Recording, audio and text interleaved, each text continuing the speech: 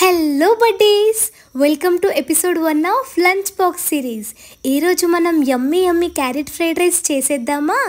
So ముందుగా stove on చేసి కడాయి పెట్టుకొని ఆయిల్ వేసి మసాలా దినుసులు, ఆవాలు, జీలకర్ర, పల్లీలు, కొన్ని జీడిపప్పు, ఆల్రెడీ కట్ చేసి పెట్టుకున్న పచ్చిమిర్చి వేసి బాగా కలుపుకున్నాక ఆనియన్ స్లైసెస్ వేసి ఆనియన్ పచ్చి వాసన పోయే వరకు కలుపుకోవాలి. నెక్స్ట్ ఆల్రెడీ తురుము పెట్టుకున్న 1 కప్ ఆఫ్ క్యారెట్ వేసి క్యారెట్లో పచ్చి వాసన పోయేంత వరకు బాగా ఫ్రై చేసుకోవాలి. నెక్స్ట్ దానిలోకి తగినంత ఉప్పు, పసుపు, జీరా పౌడర్, కాస్త ధనియా పౌడర్, తగినంత కారం వేసి బాగా ఫ్రై చేసుకోవాలి.